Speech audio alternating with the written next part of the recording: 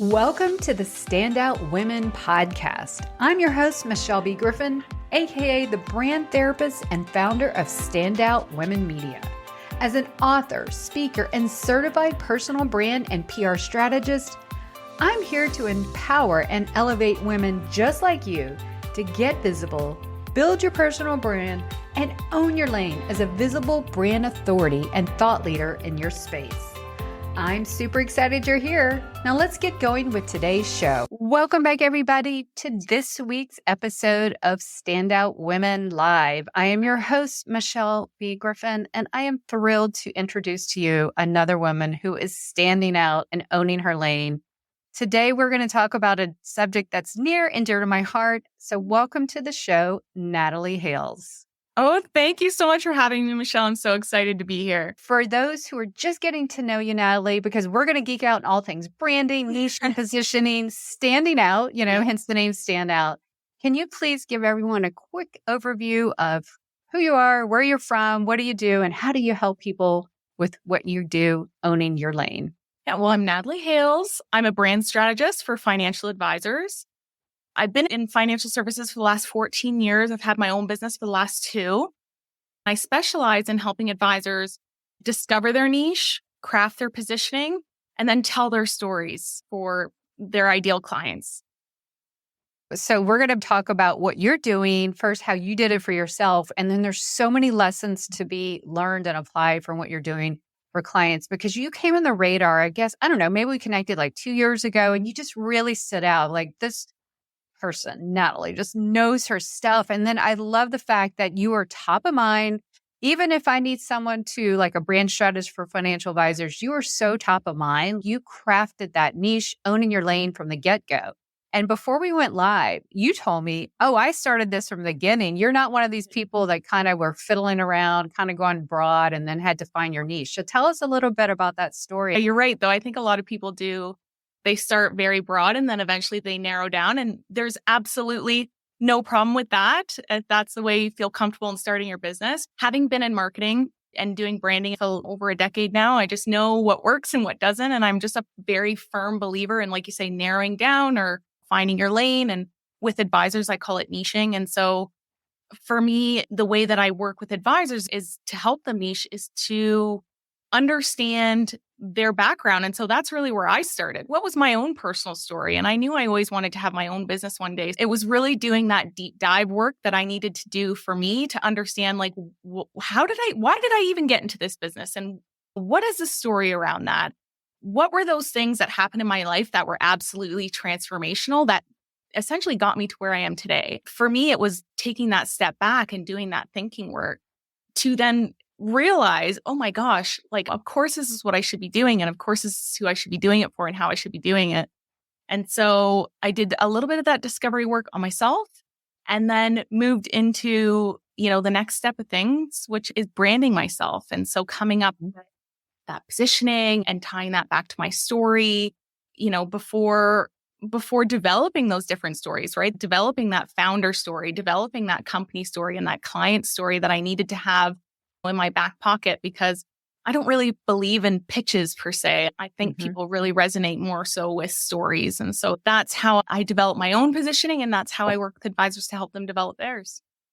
Absolutely love that. Because when I do my Own Your Lane roadmap with clients and when I teach, we start with a story. Like, what is the backstory so that you can be absolutely so relatable? And if you all want to see an example of a really awesome website talking about her positioning, her backstory, her big why, is go to nataliehales.com, because your story is tremendous about growing up and what led you to do what you're doing. So I'm sure the right clients just gravitate, because a brand at the end of the day is a promise and a connection. It's an intangible feeling among other things. And so you absolutely put the stake in the ground with that. So I love that you help your clients. And first you did the work yourself. And can we say, if you're a brand strategist, it's so hard to do your own branding. It's so hard. So props to you, Natalie. You nailed it. It's awesome. I had some help along the way from people that have been in the business, and just kind of, especially with getting a little bit of feedback, which I also think is super important as you're building your brand, to reach out and see what's resonating and what's not, both with, your ideal client and mentors that you trust. I did it for myself, but I wouldn't say I did it in isolation because I really do believe in feedback. And it was a huge part of what I did.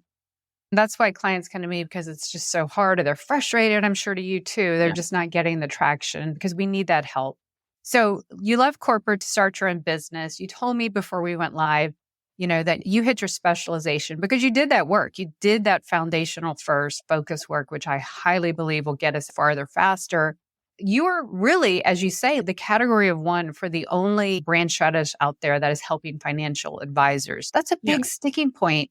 Because today we're talking about how to stand out in a sea of sameness. First of all, for you to own your lane you're doing that. But the beautiful thing is you now just turn it over and help clients. So you're truly the guide helping your clients do the same thing you did. Let's talk about that. I know we have people struggling. I have friends, clients everywhere. You see on LinkedIn all the time, people struggle with the proverbial niche, positioning, specialization, narrow laning, whatever you want to call it. They struggle with standing out. Let's get into what you teach and what you believe in. I want to also say you have a branded framework or methodology or belief, first of all, right? Is that like your niche funnel system? That's right. I do have something called the niche funnel, and it's helpful to first and foremost for myself and for my clients to really identify what do they really want and what are they stacked up against? We talk about the villain. So that being like the proverbial villain. And that's not just always like a person. It's like even just a philosophy that's going around. I knew that there was really no one in the industry helping advisors in the way that I thought that they needed help. And for me, that was looking around, seeing this very traditional sales funnel. Advisors are still doing tons of cold calling, hustling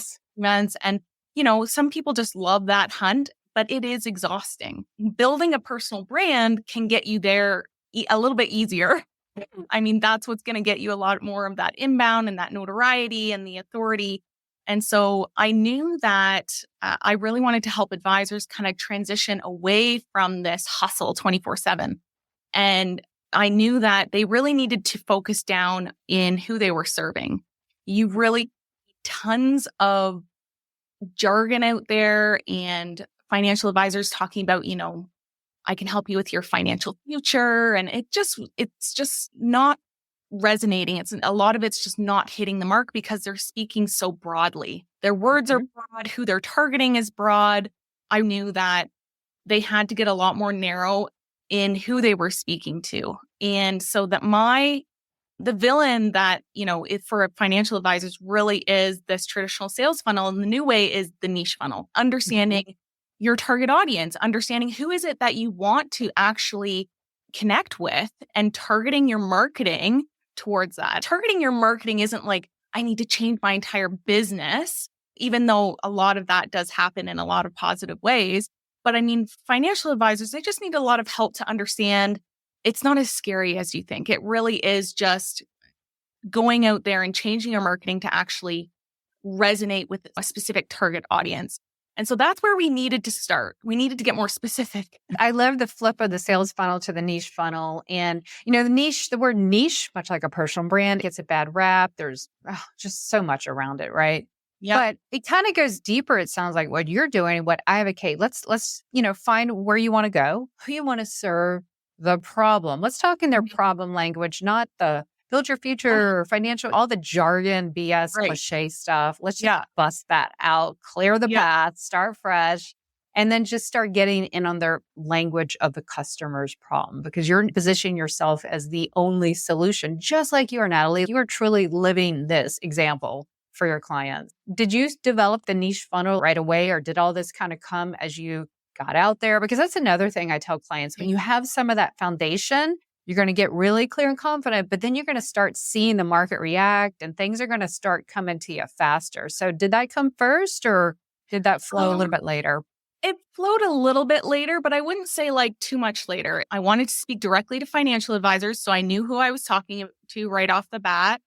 I knew what problems they were going through. And so I knew I wanted to kind of personify this villain, right? Being the traditional sales funnel and, looking at those internal problems and those external problems. So like, what is this translating to? It's translating to essentially exhaustion and everything that looks like. And internally, what does this feel like? Well, it feels like they're constantly spinning their wheels. It's never going to end. And philosophically, what does that look like too, right? Like, what is the larger problem there? What it's translating to in terms of constantly networking or never feeling like enough on the inside. There are these bigger impacts. And so I knew that you also have to speak to it as like, what is the bigger reason that I'm here?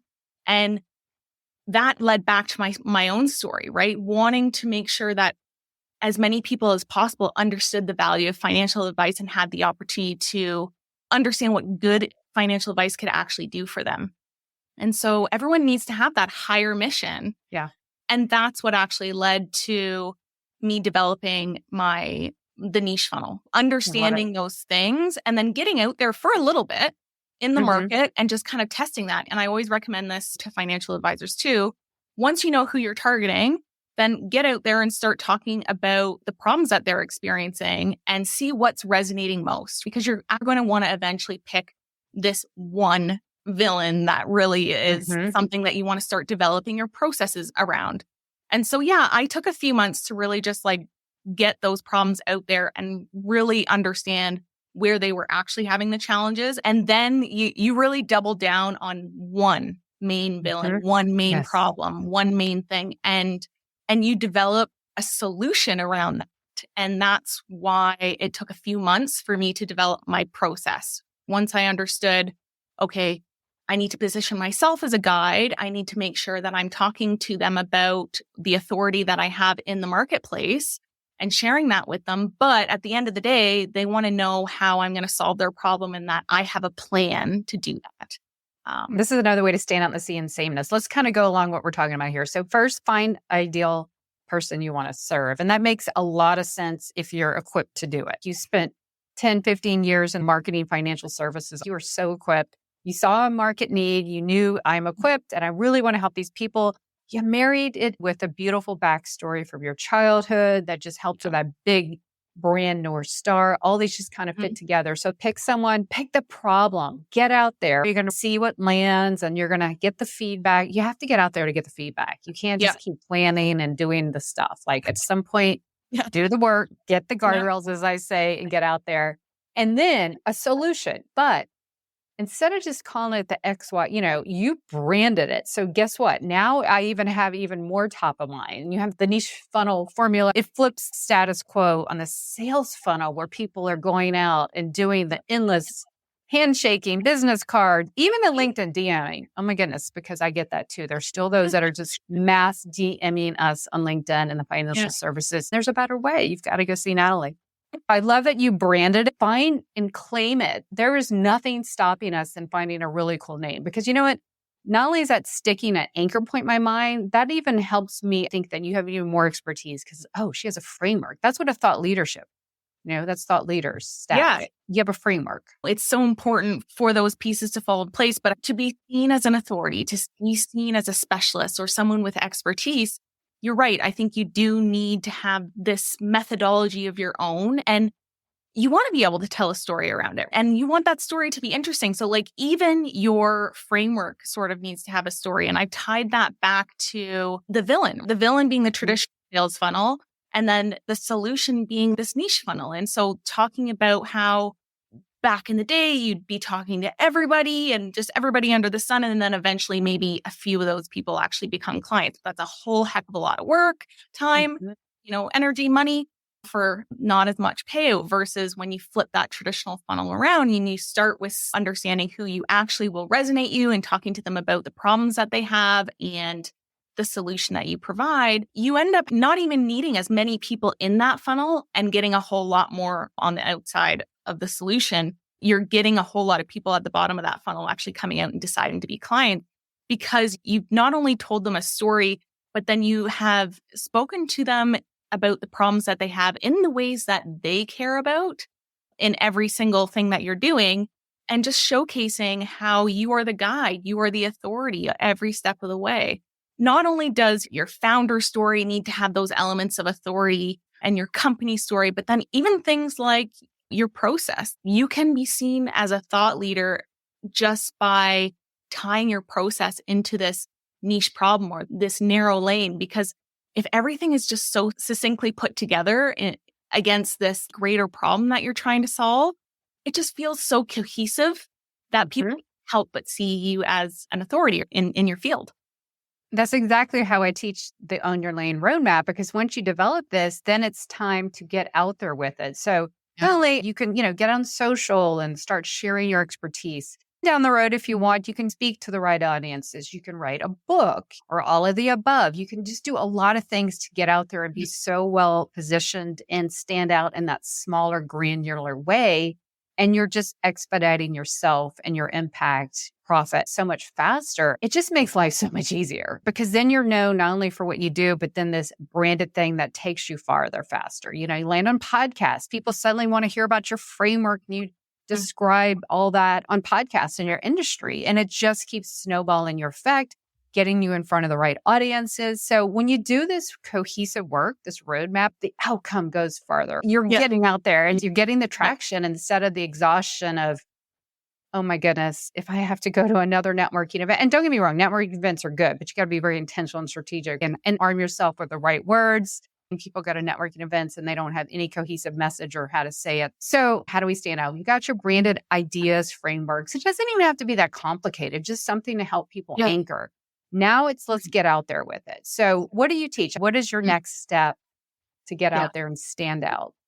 After I'm done helping advisors niche down and then branding them with these messages and helping them tie everything together, company story and who they're serving and their key messages, but then also their process, their signature framework, I then also help them with that roadmap. And we do a 90-day marketing plan for them to really get out there with this new messaging. And I always recommend 3 keys, financial advisors, one being social media, the next one being thought leadership. What kind of thought leadership platform are we going to get you on? What makes sense for your ideal client and for you? Thought leadership meaning blogging, email marketing, podcasting, and the third key being speaking events. I think it's really important to get out in front of your audience with things like this, right? Absolutely. Events like this. And also key conferences, industry events, and things like that, where your ideal clients are going to be. Everyone's got this advice of you need to be on social media, you need to be doing this, you need to be doing that. But the way that you should be doing it should be very targeted. And so all your decisions need to revolve around who you serve, unless you have a ridiculous marketing budget and you want to spend all the money in the world. If you don't, and you want it to actually be as effective as possible, then I'm very keen on those 3 keys for financial advisors and tying them all around, their ideal clients and what they have the capacity to do. We are so much aligned, because I just love the 90 days. We set our goals, and they're in 90-day chunks too, because that seems like far out enough to make a difference, but not so overwhelming, especially to have them do like their 30-day, and then we do the break it up into quarters. But that is so good, because you really need to, I like to say, diversify your visibility streams. For most of my clients, I would say 90-some% LinkedIn is the place for them. And the beautiful thing about LinkedIn is, it is a personal brand building thought leadership platform. It's like no other social platform. Now, if your ideal client perhaps isn't there, then we want to rethink that. But it has to align to where your client is, because if they're not there, that makes no sense either. Occasionally, if they're not on LinkedIn, come up and show your stuff, but you need to be in front of your audience. So I love that you have that set, because it seems manageable. And then also, you didn't mention any paid ads. You didn't really mention any of this, spray and pray type marketing that sadly a lot of the industries still are doing, right? Yeah, that's right. I do not believe in spray and pray. I think that's such a waste. And you're right. LinkedIn is a fantastic place for financial advisors, especially because not only they're building their brand authority, they have to be on at least one platform, whether they have their own business or not, or whether they are, you're targeting executives, or they usually have a LinkedIn profile as well. And regardless if they don't, they're looking you up. Your LinkedIn profile, even if it's not super optimized, it still gives the gist of your resume. People want to know, what have you done? Where have you been? Who's advocating for you? Who are you communicating with? And what's your message? They're going to go to your website and they're going to go to LinkedIn, essentially, for those things. As a financial advisor, you can't always have your own website. LinkedIn is a key platform for financial advisors to optimize. I've had clients that are financial advisors and they found their own way because I know there's regulation too, but having a presence is key because even the media, when they want expert quotes, because I bring a lot of personal branding and PR together in what I do. And I'm saying the media is literally looking for experts hourly for stories, especially in finance. It's a huge area. And so you should really be cultivating that. And I help them do that. But media are going to be checking you out to make sure you are the expert source, that you have all this expertise that would be the perfect quote for the story. So that's another reason. Treat your profile like a personal brand website, an extension of your website, and keep updating it regularly. Don't let it gather digital dust and all the things. Make it look as good because that's social credibility, that's social proof. That's a huge part of this whole roadmap to stand out. When you work with your clients, as I do, we get our headlines and all that stuff really dialed in. So we don't just say financial advisor, for the billions of people who could hire us. That makes no sense. Specificity sells is what I like to say all the time. As we're wrapping up, I want to bring everyone along the system that you and I are so aligned with on how we do our brand strategy and branding work to stand out. Because for me, my whole core mission is to help women experts become thought leaders and not just be visible, be seen and stand out. And so that's everything that I'm here to do. And for you, it's to help financial advisors hone in on who they're trying to serve and stand out, not blend in, because there's millions and millions. Let's talk about some of the last few steps they need to do to continue this whole evolution and process, because it's not one and done. It's a constant journey.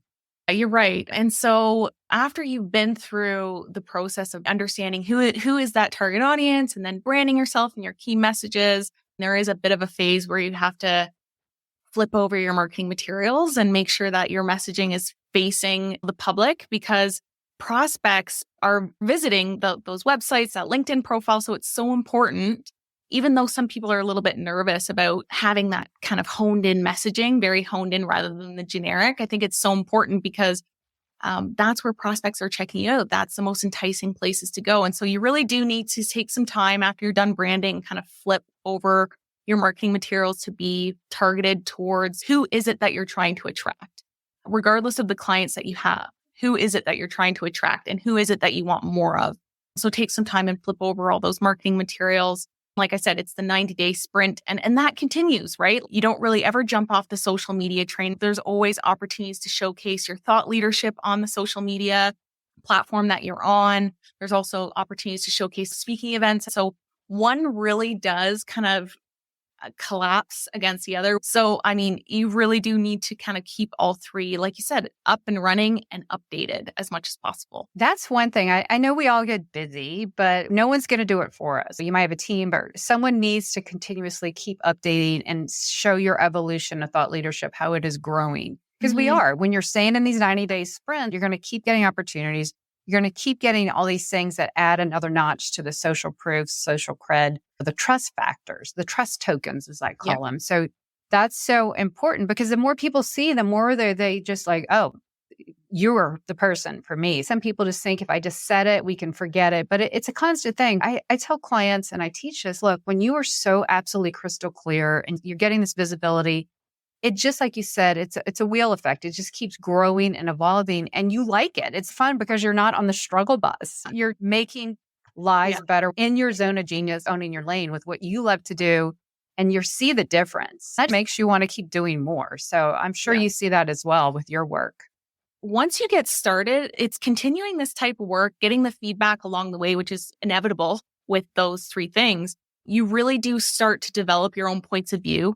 That's also something really key to becoming an authority and showcasing your expertise is having those points of view and being able to speak to them eloquently on platforms, right? Or in speaking events and not just pushing your company, your product, your whatever it is, but helping people by adding value with your points of view and helping them either learn something new or take a stand on something and be known for something. I think that's what's most important. So like those three keys really do help you develop a point of view, but then over time you become known for those points of view. That just brings you even more inbound requests. And I think that goes a long way towards building your authority. And also just when you have other people coming to you, not only for business, but for opportunities, those things spiral into more. It just becomes a lot easier. I call that owning your lane. You're truly fulfilled in the work that you're meant to do, you love to do, and you see that impact, make a difference and make a statement and make that bottom line pop. So, Natalie, I've already mentioned your incredible website, nataliehales.com, where you should go check out for a perfect example of a really well-positioned website. It's like props to you. Tell us a little bit more about where we should connect with you on LinkedIn. And I know you have a new course coming out. I love connecting with people on LinkedIn. So feel free to connect with me on LinkedIn. Shoot me a message. We can chat. I have my niche course coming out tomorrow. So this is just a serendipitous timing. The power of niche comes on. I'm excited to kind of get that baby out in the world. It really has been a year in the making, talking about this, developing these points of view, coming up with these frameworks for my advisors. And so nataliehales.com/course. Well, go check it out, everybody, because Natalie is a tremendous giver in all she does, especially on LinkedIn. Before we close today, I just want to remind everybody, if you are ready to put yourself out there, get visible, build that authority, head on over to my website, michellebgriffin.com, and look for my free audio masterclass on the 3 ways to put yourself out there, get visible, and grow your authority. That's going to be a first way to just get out there. That's the first step. So go check that out, michellebgriffin.com. All right, everybody, I'll be back next week with another amazing standout woman guest. And I just want to thank you again, Natalie. I'll catch you next week, everybody. That's all for today. In the meantime, are you ready to grow your visibility, personal brand, and thought leadership? Then head on over to michellebgriffin.com for free resources to get started and get going today. And until next time, thanks for listening.